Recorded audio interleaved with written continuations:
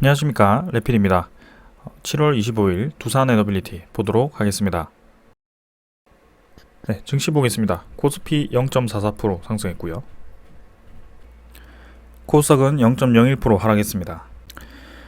네, 오늘도 크게 변동 없이 진행이 된 것 같고요. 코스피는 외국인 기관 투자자 조금씩 매수하면서 상승하였고, 코스닥은 외국인 투자자가 좀 매도를 하면서 눌리긴 했습니다만 결국에는 보합 마무리를 좀 한 것 같습니다. 해외 증시 또한 크게 아시아 증시는 변동이 없었던 것 같고요. 미국 증시 같은 경우는 좀 하락을 했는데 일단 그동안 상승한 부분이 있기 때문에 크게 많이 떨어졌다라고 보기는 어려울 것 같습니다.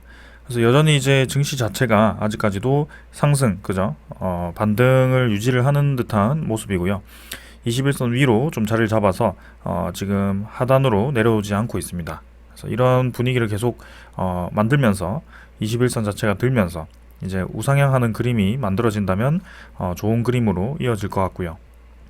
확실히 이제 증시가 다시 한번 좀 크게 떨어진다라기보다는 어느 정도 이제 자리를 잡고 좀 횡보하는 그림이 그려지는 듯 합니다. 그래서 이런 횡보 라인을 좀 우리가 생각할 필요가 있을 것 같고, 이전과 비슷한 패턴을 보인다면 다시 한번 이 2400선 정도에서 좀 바닥 라인으로 떨어지겠지만 이번에는 좀 더 강하게 올라간다라고 했을 때는 이 2400선을 넘어서 더 뚫고 나갈 가능성도 있습니다. 그래서 그런 것들은 이제 증시에 대한 흐름, 그 다음에 세계의 이 흐름이 불확실성 해소 방향으로 가는지 그런 것들을 좀 살펴봐야 될 것 같고요.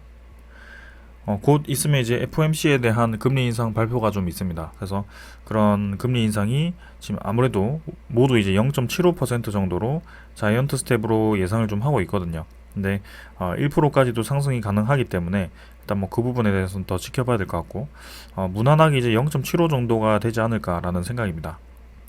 그래서 기대 인플레이션에 대한 지수가 떨어지고 있기 때문에 지금 이제 0.75%까지는 가능하고 그 다음부터는 계속해서 0.75보다는 조금 더 낮아질 수 있다라는 그런 기대감이 있는 것이고요. 그래서 금리 인상이 좀 강하게 시작된 지 벌써 이제 한 3달 가까이 진행되었기 때문에 어느 정도 시장도 그 금리 인상에 대한 반응을 보이고 있습니다. 그래서 이제는 금리 인상에 대한 우려보다는 금리 인상에 대한 긍정적인 효과를 기대할 수 있는 그런 시기라고 보여지고, 거기에 따라서 증시도 그에 맞게 좀 움직일 것 같습니다. 그래서 지금 이제 저점 라인을 좀 잡아가는 듯한 그런 움직임이고, 혹여나 또 좋지 않은 소식이 들려서 조금 하락을 하더라도 크게 많이 떨어질 것 같지는 않습니다. 여기서는. 그래서 이미 이제 고점 대비해서 상당히 이제 많이 떨어졌고, 퍼센트로 따지면 사실 이전에 크게 폭락했던 그런 폭락장보다는 조금 적긴 합니다. 30% 정도, 40% 정도 이렇게 하락을 했는데, 사실상 이제 지수로 따져봤을 때는 한 1000포인트까지 떨어진 상황이기 때문에 절대적으로 봤을 때는 상당히 많이 떨어진 시장입니다. 그래서 단순히 퍼센트로 생각해서 30%밖에 떨어지지 않았다라고 해서 무조건 더 떨어진다라고 보기는 좀 어려울 것 같고, 일단 그런 시장 상황이 긍정적인 방향으로, 그죠? 불확실성 해소로 가는지 좀 지켜볼 필요가 있겠습니다. 확실히 이제 그런 움직임이 나오고 있죠. 외국인 투자자가 계속 이제 코스피 쪽에선 매수를 좀 해주고 있습니다. 그래서 많은 양은 아니지만 그래도 계속 매도를 이어가지 않고 매수하는 방향으로 진행을 하고 있고요. 기관 투자자도 매도를 계속했지만 오늘 하루 정도는 매수를 좀 했습니다. 그래서 기관 투자자까지 매수 방향으로 좀 돌려준다면 좀 좋은 움직임을 기대할 수 있을 것 같고요. 이 투자자들 입장에서는 확실히 증시가 많이 떨어져 있을수록 다시 한번 매수할 수 있는 그런 매력이 있습니다. 주가들이. 그래서 그런 매력이 있는 그런 종목들 위주로 좀 이제 매수를 할 것이고, 저가 매입이 아마 진행이 될 겁니다. 그래서 지금 정도 해서는 이제 증시가 좀 더 떨어진다고 하더라도 서서 이제 매수를 할 수 있는 그런 기회가 왔다라고 저는 보여지고, 지금부터 천천히 이제 그런 앞으로 올라갈 수 있는 종목들에 대해서 투자를 해 놓으시면 결국에는 반등장, 상승장이 본격적으로 왔을 때 좋은 결과를 기대할 수 있을 겁니다. 자, 코스닥도 마찬가지입니다. 코스닥도 반등한 폭에서 떨어지지 않고 계속 이제 위에서 라인을 유지를 좀 하고 있는 상황이고요. 여기서 이평선이 점점 올라가고 있습니다. 그래서 이런 추세를 계속 지키면서 좀 올라가주면 좋을 것 같고, 800선을 먼저 탈환하는 것이 좋을 것 같습니다. 그래서 마찬가지로 지금 코스피와 함께 좀 위로 올라가는 모습이고, 일단 뭐 수급적으로는 외국인 투자자가 뭔가 매수를 하진 않습니다. 네, 대신에 이제 기관 투자자가 조금 매수를 하고 있는데, 이런 것들은 좀 더 보도록 하겠습니다. 아무래도 저가 매입이 좀 매력적인 그런 저가 매입을 할 수 있는 종목들이라고 한다면 코스피의 우량 종목 위주로 좀 그렇게 분포했을 가능성이 크기 때문에 기관 투자자라든지 외국인 투자자가 그런 우량주 상위 종목 위주로 좀 매수를 할 가능성도 충분히 있습니다. 그래서 코스피 시장이 계속 이제 수급이 좀 더 좋을 가능성이 충분히 있고요. 자, 그래서 증시가 계속 이 패턴을 유지를 하면서 반등을 하는지 일단 지켜보도록 하겠습니다. 환율 같은 경우는 계속 유지를 하고 있습니다. 21선을 좀처럼 깨지 않고 지금 1300원 라인을 계속 유지를 하고 있는 상황이고요. 1300원 초반에서 지금 크게 움직이지 않고 계속 유지하고 있습니다. 그래서 여기서 이제 미국의 금리 인상이 발표되었을 경우 자이언트 스텝 혹은 이제 1% 이상이 좀 올라가면서 좀 시장에 그럼 미국과 한국의 그런 기준금리 역전이 일어난다면 또 이제 환율이 급등을 할 수도 있는 부분이 있거든요. 그래서 그런 부분을 좀 생각을 해야 될 것 같고, 하지만 이제 그 환율이 계속 올라가기만을 기다리고 있지는 않을 겁니다, 시장이. 그래서 그 환율 급등에 대한 반등이 이 시장에 대한 반응이 분명히 있을 거고, 통화 스와프라든지 그런 움직임이 분명히 있을 겁니다. 그래서 마냥 올라가지만은 않을 것이다. 그래서 지금 1300원 라인 충분히 이제 고점 위치에 있기 때문에 이전과 같이 좀 이제 그 1300원 라인을 방어하기 위해서 시장에서 노력을 할 것 같습니다. 그래서 일단 이번에 있을 그 FOMC에 대한 움직임을 먼저 보고 환율에 대한 시장 좀 더 지켜보도록 하겠습니다. 자, 오늘 요 정도로 보고 지수 선물 보겠습니다. 지수 선물은 이제 미국 증시, 유럽 증시 모두 좀 반등을 하고 있는 그런 상황이고요. 채권 수익률도 지금 좀 반등해서 2.8% 정도, 어제 2.79% 정도였죠. 근데 확실히 이제 고점 대비해서 좀 떨어지긴 했습니다. 그래서 2.8% 정도로 진행이 되었고, 급등만 하지 않으면 됩니다. 그래서 지금 상황 계속 유지하면서 이어가는지 계속 지켜보도록 하겠습니다. 자, 오늘 이 정도로 보고 종목으로 넘어가도록 하겠습니다. 두산에너빌리티 보겠습니다. 300원 하락해서 1.69% 하락했고요. 17,500원으로 마무리했습니다. 오늘 이제 코스피 시장이 좀 반등을 했음에도 불구하고 두산에너빌리티는 좀 하락을 했고요. 두산에너빌리티 뿐만이 아니고 원자력 관련 종목들 전체가 좀 하락을 했습니다. 여전히 이제 거래량이 좀 죽어 있고 크게 지금 관심을 받지 못하고 있는 그런 상황이고요. 일단 수급 자체가 먼저 쏠리는 것이 포인트인 것 같습니다. 그래서 지금 시간 외 거래도 크게 움직임 없었고요. 거래량 죽어 있고 가격도 보합으로 마무리했고요. 일별 거래량을 보시면은 225만 주 정도로 또 200만 주대로 유지를 했습니다. 그래서 계속해서 지금 거래량이 200만 주대로 유지가 되고 있고요. 지금 7일 정도 이렇게 거래량이 죽어 있는 채로 진행이 되고 있습니다. 자, 그래서 사실상 지금 뭐 7일이라고 말씀드렸지만 500만 주 아래로 거래가 시작된 지점이 7월 8일이고요. 7월 달에 일주일을 제외하고는 지금 계속 거래량이 낮아 있는 상태입니다. 그래서 보시면은 이때까지 이렇게까지 거래량이 계속 낮아진 채로 유지된 적이 별로 없었거든요.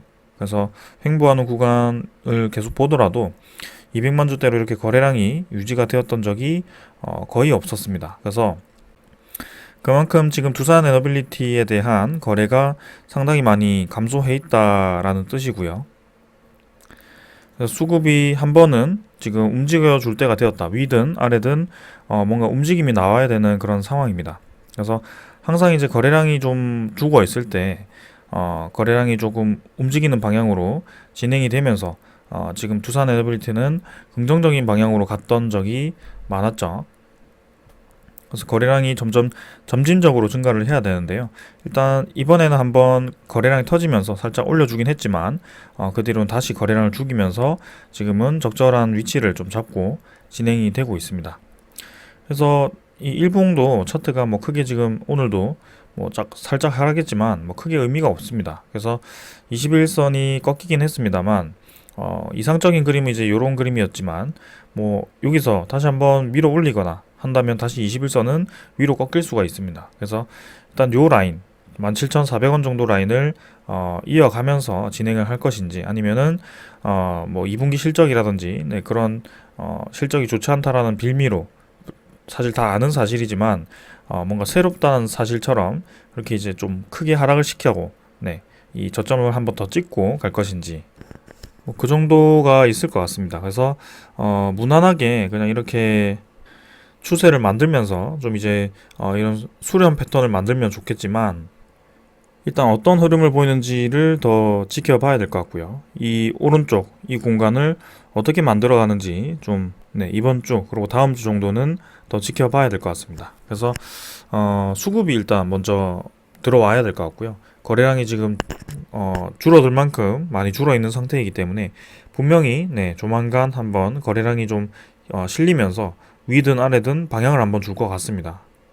그래서 아래로 간다면 분명히 이제 2분기 실적 발표 때 네, 마이너스 적자 아마 1,000억 정도가 예상이 되는 상황인데 일단 예상은 그렇죠. 두산박회 PRS 손실 때문에 아마 2분기 실적이 상당히 좋지 않을 것으로 예상이 되지만 제가 강조드렸던 것은 영업이익에 집중을 해야 되지 순이익은 예비 손실이 반영되었기 때문에 적자더라도 실제로 두산 에너빌리티에 대한 그런 자산이 지금 당장 감소한 것이 아니다라고 말씀을 드렸습니다. 그래서 8월 31일에 그 계약이 만료이기 때문에 계약 연장을 하면 문제가 되지 않는 상황이기 때문에 이 순이익에 대해서 크게 우리가 집중할 필요가 없다라고 말씀을 드렸습니다. 근데 이런 것들을 좀 이용을 해서 주가를 떨어뜨리려고 하는 세력이 있다면 분명히 이제 거기서 네, 이런 상황에서 거래량을 터뜨리면서 좀 아래로 떨어뜨릴 수도 있겠지만 분명히 이제 우리가 다 알고 있는 사실이고 두산 에너빌리티에 크게 심각하지 않는 상황이라면 이때처럼 이렇게 빠르게 반등을 할 가능성이 크다. 고를 파고 빠르게 반등할 가능성이 크다라고 좀 말씀을 드리겠습니다. 그래서 일단은 첫 번째 시나리오죠. 첫 번째 시나리오는 이렇게 세기형 패턴을 그리면서 다시 한번 여기서 반등을 좀 하면서 19,400원 정도까지는 반등을 해주는 것을 지금 기대를 하고 있는데 혹여나 이제 그런 움직임이 나올 수 있기 때문에 미리 좀 말씀을 드리는 거고요. 이래 됐든 저래 됐든 사실상 지금 그 2분기 실적을 제외하고는 나올 수 있는 악재는 뭐 크게 없다라고 저는 보고 있습니다. 자, 그래서 일단 이번 주에 대한 흐름부터 먼저 지켜보도록 하고요. 지금 확실히 이제 거래량이 많이 감소했기 때문에 그때를 한번 집중해서 지켜볼 필요가 있겠다라고 말씀을 드리겠습니다. 자, 그래서 일봉은 뭐 크게 볼 거 없이 넘어가고요. 월봉도 마찬가지고요. 투자자 수급으로 바로 넘어가겠습니다. 수급은 이제 기관 투자자 20만 주 매도했고요. 외국인 투자자 30만 주 정도 매도를 했습니다. 그래서 오늘 양매도가 좀 나오면서 이 두산 에너빌리티가 조금 감소를 했고요. 금융 투자는 오히려 매수를 했는데 오늘 이제 투신, 보험, 연기금 투자자가 같이 좀 매도를 했습니다. 거기에 사모펀드까지. 그래서 기관 투자자가 좀 매수가 붙어야 좀 두산 에너빌리티가 올라간다라고 말씀을 드렸는데 또 이렇게 계속 매수를 하기보다는 좀 매도를 하면서 좀 두산 에너빌리티가 힘을 받지 못하는 상황이고요. 연기금 투자자도 사실 뭐 전체적으로 매수하는 방향이지만 공격적으로 지금 매수하고 있지는 않습니다. 그래서 중간중간에 매수를 하고 매도를 하고 매수를 하고 매도를 하는 약간 그런 패턴을 좀 보이고 있거든요. 그래서 일단 뭐 천천히 갖고 간다라는 움직임인 것 같은데 일단 뭐 이 매도 시점으로부터 매도를 이어가는지 아니면 다시 매수로 전환해서 또 다시 조금씩 매수를 해 가는지 뭐 그 정도 볼 수 있을 것 같습니다. 그래서 지금은 사실 뭐 수급이 뭐 크게 중요한 상황은 아닌 것 같습니다. 이 거래량이 움직이는 것이 먼저 인 것 같고요. 200만 주대로 계속 지금 거래량이 죽은 채로 크게 주가가 움직이지 못하고 있기 때문에 그런 상황에서 어떤 방향으로 움직이는지 한번 지켜볼 필요가 있겠습니다. 외국인 투자자도 뭐 샀다가 팔았다가 반복하기 때문에 지금 상황에서 뭐 크게 중요하진 않은 것 같고요. 그래서 뭐 일단 이번 주 상황을 더 지켜보자라고 말씀을 드리면서 넘어가도록 하겠습니다. 그 다음에 공매도 잔고 한번 확인해 보겠습니다. 공매도 잔고는 지금 이제 1,600만 주까지 또 이제 증가를 좀 했는데요. 뭐 어제 감소한 거보다는 살짝 이제 증가를 했습니다. 그래서 뭐 크게 공매도 잔고가 지금 감소를 하지 않고 있고요. 우리의 기대와는 좀 다르게 EWR 그 신주 상장이 되었음에도 불구하고 공매도 상환이 뭐 크게 진행되진 않은 것 같습니다. 그래서 뭐 한 50만 주 정도, 네, 그 정도만 지금 상환이 좀 된 것 같고, 나머지는 실제로 뭐 공매도를 이용해서 상환이 좀 되진 않은 것 같네요. 하지만 지금 일별 공매도 거래량이 많이 감소를 한 상태이고, 어, 추가적인 공매도가 늘어나지 않으면 네, 좋을 것 같네요. 그래서 일단 공매도가 지금 많이 늘어나 있는 상태입니다. 사실은 1600만 주면 꽤나 많은 상태인데, 이 공매도를 이제 상환을 언제 하는지, 네, 그게 이제 좀 포인트일 것 같습니다.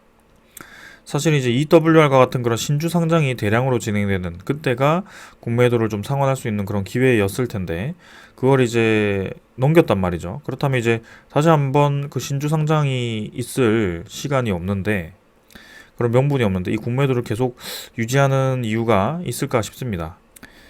자, 그래서 이 공매도에 대한 잔고, 네, 상환 정도를 일단 지켜보면서 대응을 하겠습니다. 그 다음에 대차 잔고를 보겠습니다. 대차 잔고도 지금 보시면은 어느 정도 이제 늘어났다가 뭐 유지를 하는 상태이고요. 지금 3,200만 주 정도입니다. 그래서 오늘은 체결 상환이 뭐 거의 없었고 3,200만 주 정도로 유지가 되고 있습니다. 사실 대차 잔고는 크게 많이 늘어났을 때 7천만 주까지 늘어났던 이 수치이기 때문에 지금 뭐 3,200만 주면 양호하다라고 보시면 될 것 같고요. 원체 이제 대차 잔고, 공매도 잔고가 많았던 그런 종목이기 때문에 사실 뭐 이 수치가 뭐 크게 중요한 것은 아닙니다. 그래서 일단 이게 지금 시점으로부터 급격하게 변화하는지, 네, 그 정도 체크를 하면 될 것 같고요. 이것도 주시를 해서 계속 지켜보도록 하겠습니다. 자, 그 다음에 이제 종목 상세고요. 외국인 추적 물량이 30만 주 정도 매도였는데 35만 주 정도까지 지금 매도 물량이 늘어서 진행이 되고 있고, 외국인 보유율은 10% 정도입니다. 그래서 뭐 10% 계속 유지를 하고 있고, 크게 지금 매수가 사실은 없습니다. 그래서 거래량이 죽은 만큼 지금 수급도 크게 변화가 없는 상황이고, 그 거래량이 언제부터 주는지, 네, 그 정도 한번 체크를 해보면 좋을 것 같습니다. 자, 그래서 오늘도 뭐 공매도 대차 잔고 이 정도로 살펴보고 좀 넘어가도록 하고요. 네, 두산 에너빌리티에 대한 소식들 좀 전해드리도록 하겠습니다. 자, 일단 먼저 전해드릴 소식은 IEA라는 기관이 있죠. 국제에너지기구입니다. IEA. 그래서 IEA에서 2050년 넷제로 달성을 위해서는 원전 2배 증설이 필요하다라는 의견을 발표를 했습니다. 자, 그래서 넷제로 달성을 위해서 원자력 발전 설비를 올해보다 2배 확대해야 된다라고 전망했고, 원전 발전 과정에서 탄소를 적게 배출하고 재생에너지 비중이 절대적으로 높은 상황에서 개통 안전성을 위한 급전 가능 전원이 원전 역할이 중요해졌다는 분석이라고 합니다. 그래서 원전 전문가는 IEA 시나리오대로 원전이 확대되기 위해서는 원전 생태계가 조속히 복원돼야 된다라고 진단을 했고요. 그래서 용량으로 따진다면 올해 기준 413기가와트인 원전 설비가 2050년까지 812기가와트까지 확대가 되어야 된다라고 전망을 했다라고 하죠. 그래서 원자력 설비는 2030년대 연평균 27기가와트가 확대가 되어야지 될 것으로 예측을 했고요. 27기가와트면 여러분들 1.4기가와트 있죠. 지금 우리가 수주를 계속 노리는 그 체코 원전이라든지 폴란드 원전 그쪽을 보시면 가장 큰 모델이 1400메가와트급입니다. 근데 그게 1.4기가와트라고 보시면 될 것 같고, 그게 이제 27기가가 되려면은 거의 20개가 있어야 됩니다. 20기. 그래서 1년에 20기를 지어야지 2050년까지 저렇게 넷제로를 달성할 수 있다라고 보시면 될 것 같습니다.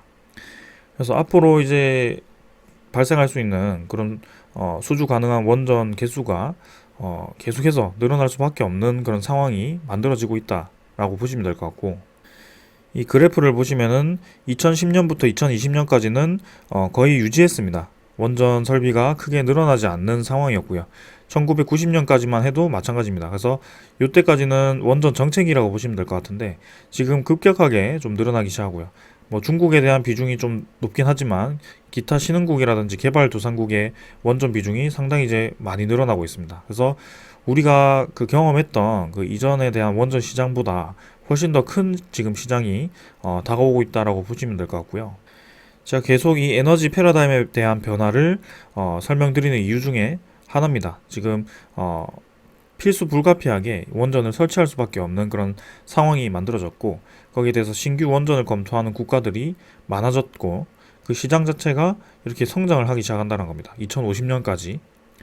그래서 이전 데이터와는 완전 다른 데이터가 지금 만들어지고 있고, 두산 에너빌리티가 뭐 전량 다 수주를 하긴 힘들겠지만 일부분만 수주를 하더라도 상당 부분 크게 수혜를 볼 수 있다라는 겁니다. 그래서 제가 뭐 10년 전 주가, 뭐 15년 전 주가를 보시면 두산 에너빌리티가 15만 원까지 갔다라고 말씀을 드렸고, 뭐 지금은 주식 수가 좀 많이 차이가 나기 때문에 주가를 이제 절대적으로 비교하기는 어렵지만, 그때 이제 주가 상승률을 보시면은 10배 이상 올랐던 경험이 있습니다. 그래서 지금도 이제 주가 상승률로 따진다면 상당히 이제 많이 올라갈 수 있는 여유가 있다라고 보시면 될 것 같고요.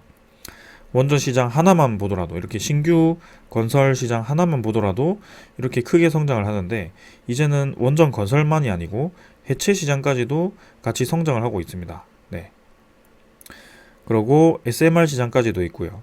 그래서 이렇게 원전 하나만으로도 대형 원전, 해체 시장, SMR 시장까지 해서 총 3개가 지금 있고요. 거기에 아까 말씀드린 신재생에너지, 수소에너지와 같은 그런 다른 에너지원들도 같이 성장이 되고 있는 상황입니다.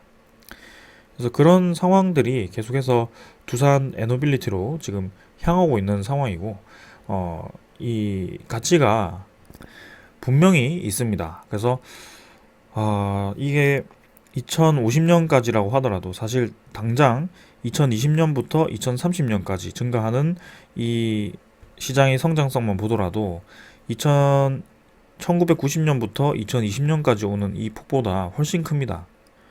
그리고 요때와 요때가 다른 것은 이제 중국과 러시아가 배제가 된다는 것이고요. 사실 뭐 여기 보시면 중국에 대한 비중이 좀 많이 증가를 하지만, 지금 이제 기타 신흥국이라든지 개발도상국에 대한 비중도 상당히 많이 커진다는 것을 볼 수가 있습니다. 그리고 2040년, 2030년에서 40년으로 넘어가는 이 시기에도 상당히 크게 성장을 하고요. 그렇다면 2030년부터 2040년까지 상당히 많은 원전들이 건설된 가능성이 크고, 이때 이제 착공을 많이 한다라는 소리죠. 그렇다는 것은 적어도 2020년대에 수주를 하고, 그죠? 수주를 하고 그런 발주를 진행을 해야지 착공을 위한 단계가 준비가 됩니다. 그래서 원전을 건설하기 거의 한 7년, 8년 전부터 좀 이제 검토가 들어가야 되고, 거기에 대한 이 업체가 선정이 되어야 되기 때문에 지금 차곡차곡 진행 중인 거고요. 체코, 뭐 폴란드, 뭐 영국, 카자흐스탄, 필리핀, 핀란드, 뭐 사우디아라비아, UAE, 요 정도만 하더라도 상당히 많죠. 그 다음에 뭐 루마니아도 있고요. 그래서 지금 제가 얼핏 생각나는 국가들만 언급을 해도 지금 벌써 9개인가 얘기를 한 것 같은데, 다 원전을 검토 중입니다. 그리고 우리나라 시장도 있고요. 그래서 요것들이 지금 뭐 검토 단계라고 하더라도 지금 동시다발적으로 이렇게 진행을 하고 있단 말이죠. 그렇다는 것은 이제는 원전 건설도 좀 경쟁적으로 해야 된다라고 할까요? 그러니까 원전을 건설해주는 이 국가가 갑이 될 수 있다는 겁니다. 수요가 많아졌기 때문에. 그래서 서로 이제 지어달라고 할 수 있는 상황이 지금 만들어지고 있다는 것이고요. 왜냐하면 그 국가도 분명히 1년에 지을 수 있는 원전에 대한 수량이 정해져 있을 거고, 거기에 대해서 이 선주문으로 인해서 일정이 다 꽉 차버리면 그런 에너지에 대한 이 준비가 또 꼬일 수가 있죠. 다른 국가 입장에서는요. 그래서 선제적으로 지금 검토를 하는 것이 유리할 수도 있습니다. 이렇게 급성장하는 시장에서는요. 그래서 단순히 이렇게 쭉 시장이 이렇게 성장하는 것이 아니고, 그런 심리적인 부분 때문에 시장은 이렇게 성장을 하거든요. 기하급수적으로 갑자기 성장을 하게 됩니다. 그래서 그런 타이밍을 주가에 충분히 반영을 할 수 있고, 저는 그렇게 움직일 거라고 생각을 합니다.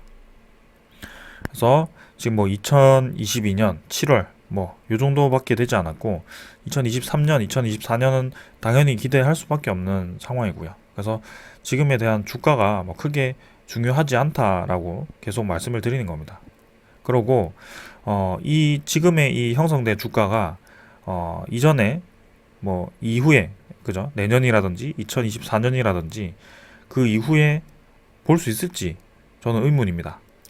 그래서 지금과 같은 이 상황이 에너지에 대한 대변환이 추세가 이대로만 유지가 된다면 당연히 저는 두산 에너빌리티는 올라갈 수밖에 없다라고 생각을 하고 있고요. 지금 올라갔다가 떨어지더라도 이제 다음 밴드가 분명히 있을 겁니다. 그래서 이때 11,000원 정도? 네. 지금 가격이 이전에 막 주식이 상장되면서 좀 변동이 되었지만 요 정도 가격이 지금 안 오잖아요. 그죠? 지금 요때를 찍고 거의 한 1년 반, 2년 정도가 흘렀는데도 주가가 여기까지 오지 않습니다. 그래서 이 밴드 하단 밴드까지도 오지 않는 지금 움직임이고 그 다음 상승이 있었을 때 과연 여기까지 올 것인가? 네, 그렇게 생각할 수 있는 것이죠. 그래서 우리는 그런 상황을 믿고 그렇다면 지금 이 구간은 분명히 좋은 매수 기회가 될 수 있다는 거죠. 그래서 지금 내가 샀는데 오늘 또 내렸네. 이게 중요한 것이 아니고 전체적인 시장 상황을 봤을 때 분명히 좋은 기회가 될 수 있겠구나. 훗날을 생각했을 때 네, 그렇게 좀 접근을 했으면 저는 좋을 것 같습니다. 그래서 계속 이런 변화하는 상황이 이어지고 있기 때문에 네, 천천히 좀 말씀을 드리는 거고 이 천천히라는 말씀을 드리는 것에 대해서 좀 부정적으로 말씀하시는 분들이 요즘 좀 생기는 것 같아요. 답답한 마음에 좀 그렇게 말씀을 하시는 것 같은데 뭐 어쩔 수가 없습니다. 그거는 사실상 지금 상승장도 아니고요. 굉장히 크게 하락한 장입니다. 그래서 그 하락한 장에서 이렇게 기회를 노리고 대응을 하는 것 자체가 어색할 수 있거든요. 왜냐하면 내리면 팔고 오르면 팔고 내리면 사는 게 가장 이상적인 방법이죠. 근데 여러분들이 그렇게 그 시장에 대한 고점 저점을 정확하게 100% 맞게 파악을 할 수 없기 때문에 우리가 선택할 수 있는 부분은 하단 밴드, 상단 밴드를 정해서 대충 이제 밴드를 정하는 겁니다. 그래서 요 정도면 사고, 요 정도면 팔고 이런 식으로 이제 접근을 하는 거죠. 근데 그 중심 라인을 그어서 무게를 가지고 가는 그런 물량도 분명히 있어야 되겠죠. 그래서 고점이라고 다 팔지 말고 저점이라고 다 팔지 말고 다 사지 말고 어느 정도 이제 염두를 해두자는 거죠. 그래서 이렇게 투자를 하는 세력이 기관과 외국인 세력입니다. 그래서 여러분들 우량주 보시면은 삼성전자라든지 뭐 두산 뭐 이런 것들 보시면은 외국인 투자자가 뭐 고점이라고 해서 다 팔진 않잖아요. 그죠? 어느 정도 지분을 유지를 하는 상태에서 고점에서는 좀 팔면서 지분을 좀 줄였다가 저점에서는 다시 사면서 지분을 좀 늘렸다가 이런 식으로 하면서 계속 끌고 갑니다. 그래서 그런 식으로 리밸런싱을 하는 우리도 이 주가에 대해서 리밸런싱을 하는 그런 움직임이다라고 좀 이해를 하시면 될 것 같습니다. 그래서 계속 이렇게 좀 전체적으로 좀 말씀을 드리는 거고요. 조금 지루할 수도 있겠지만 좀 충분히 이해를 해주실 거라고 생각을 합니다. 자, 그러고 이제 다음 소식이고요. 폴란드에 25조 규모 수출을 했다. 방산주입니다. 방산 수출을 지금 25조 규모를 진행을 했고요. 최근에 이 수출 때문에 상당히 이제 방산주들이 좀 많이 관심을 받았고, 뭐 카이라든지 아니면 하나 에어로스페이스 뭐 이런 종목들이 좀 계속 강세를 보이고 있습니다. 하지만 제가 지금 주목하는 것은 이 방산주를 사라라고 이 기사를 띄운 것이 아니고 폴란드에 대해서 지금 주목을 하자라는 겁니다. 지금 우리가 폴란드에 대해서 이 6기죠. 1400메가와트급 6기를 지금 준비를 하고 있습니다. 그래서 사실상 이제 체코보다도 착공일이 빠르기 때문에 이 최종 업체 선정을 더 빠르게 진행할 수 있다라는 거고요. 그래서 지금 우리나라가 폴란드에 굉장히 공을 많이 들이고 있습니다. 원래는 이제 미국 쪽으로 좀 유리하게 진행이 되었었는데요. 그게 지금 우리나라도 그런 탈원전을 폐기하고 친원전으로 정책을 바꾸고 그리고 원전 수출을 위한 그런 실시간으로 관리할 수 있는 그런 대응할 수 있는 기지국을 만들어 가지고 좀 지금 대응을 하고 있기 때문에 폴란드에서도 상당히 이제 관심을 많이 가지고 있습니다. 그래서 가장 큰 것은 이제 우리나라 정부 차원에서 그 우리나라 은행 차원에서 이제 이 폴란드 원전이라든지 그런 해외 원전 수주를 했을 때 49%까지 최대 49%까지 그 원전 건설 비용을 대주겠다라고 했기 때문에 이 폴란드 입장에서도 상당히 이제 메리트가 있는 상황이고요. 그리고 우리나라의 가장 강점인 안정적인 원전 기술도 있지만 경쟁력이 있습니다. 경쟁성이 있습니다. 경제성이죠. 네. 그래서 폴란드 원전 6기가 우리나라 가격으로는 30조밖에 하지 않지만 타고가에서는 최소 이제 40조, 50조까지는 가야 되거든요. 그래서 그런 것들도 좀 있습니다. 그래서 중장기적으로 그렇게 원전을 운용하고 신규로 건설을 성공적으로 진행하고 값싸고 그 다음에 국가 차원에서 밀어주는 산업이다. 그래서 앞으로 중장기적으로 원전 산업이 발달할 거고, 네. 거기에 대해서 지금 유지 보수를 함에 있어서 그 능력을 충분히 발휘할 수 있다라고 판단했을 때는 우리나라가 상당히 유리하게 진행될 수 있습니다. 거기에 원 플러스 원 최근에 그 세일즈 방법이죠. 반도체라든지 2차 전지 아니면 뭐 이렇게 방산을 껴가지고 같이 세일즈를 하는 그래서 폴란드 쪽에 25조 규모 방산을 지금 계약을 했지만 앞으로 이 계약을 시작으로 해서 추가로 지금 뭐 원전이라든지 그런 추가 수주 가능성도 충분히 있다라고 저는 보여집니다. 왜냐하면 어느 정도 프리미엄을 예상을 하고 그런 쪽으로 좀 진행을 했을 가능성이 충분히 있거든요. 그래서 그런 상황도 한번 기대해 보겠습니다. 그게 국가적으로 좀 경쟁력이 있어야, 그죠? 여러 방면으로 경쟁력이 있어야 이렇게 원 플러스 원 세일즈가 가능한 것이기 때문에 그만큼 지금 우리나라가 기술력이 좋다, 전방위적으로 기술력이 상당히 뛰어나다라고 이해를 좀 하시면 되겠습니다. 자, 그래서 지금 이제 원전에 대한 좋은 소식을 말씀드렸고, 지금 이제 마지막 소식은, 자, 원자력 연구원에서, 요오드 제거 흡착제를 개발을 했다라고 합니다. 그래서, 이 요오드 제거 흡착제라는 것은, 이게 방사성 오염수에서 요오드가 이제 나오게 되는데, 이게, 대표적인 방사성 오염 물질입니다. 그래서 이 요오드가 상당히 유해 물질인데, 이걸, 흡착제를 통해서 요오드를 제거를 한다. 그죠? 바닷물 지하수에서 방사성 요오드만 99.8% 이상 제거하는 것을 확인했고 개발을 했다라고 합니다. 그래서 이게 방사성 물질이 있는 거고 개발을 한 흡착제를 통해서 이렇게 제거를 하는 모습이라고 하고요. 그래서 후쿠시마 오염수와 같은 그런 오염수들을 해결할 수 있는 방법이다라고 제시를 했다라고 하네요. 그래서 이런 것들이 이제 기술들이 하나둘씩 개발이 되면서 점점 이제 원전에 대한 그런 궁극적인 문제죠. 그 핵 폐기물에 대한 처리 방법을 개선을 할 수 있다라는 것을 지금 보여주고 있는 것이고요. 그간 뭐 그런 기술들이 개발이 되지 않았다라고 해서 무조건 사용하지 않아야 된다라고 하기보다는 공격적으로 R&D를 투자를 해서 그런 쪽으로 집중적으로 개발을 한다면 이런 식으로 좀 좋은 소식들도 들려온다 라는 것이고요. 그래서 그런 해결 방법을 지금 제시를 했다라는 점에서 상당히 저는 의의가 있다라고 봅니다. 그래서 저런 뭐 요오드 제거도 중요하지만 근본적으로 다 사용한 이제 핵 연료들 그런 것들을 재사용할 수 있는 파이로 프로세싱과 같은 그런 궁극적인 기술들이 좀 빨리 개발이 되었으면 하는 바람이고요. 네. 지금 국제 에너지 기구도 원전에 대한 중요성을 이렇게 공식적으로 얘기를 하는 것 같습니다. 이 원전뿐만이 아니고 해상 풍력, 뭐 수소 에너지도 결국에는 갈 수밖에 없는 상황이고요. 그래서 복합적으로 지금 진행하고 있는 것이 두산 에너빌리티이기 때문에 계속해서 우리가 관심을 가지고 있는 것입니다. 그래서 지금 뭐 주가 재미없습니다. 네, 저도 재미없고요. 주가가 지지부진한 것은 사실입니다. 하지만 이렇게 이제 매일 이런 소식들과 그 다음에 주가는 뭐 크게 짚어볼 필요는 없을 것 같고요. 지금 큰 흐름만 좀 지켜보면 될 것 같고 이런 세계에 대한 에너지 패러다임 변환 과정을 실시간으로 이제 지켜보는 거죠. 여러분들과 함께.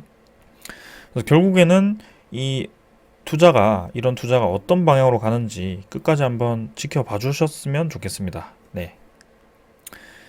자, 그래서 다시 한번 2020년처럼 크게 올라가는 그날까지 2021년인가요? 그날까지 한번 지켜보겠습니다. 자, 오늘 요 정도로 마무리하고요. 내일 뵙도록 하겠습니다. 감사합니다.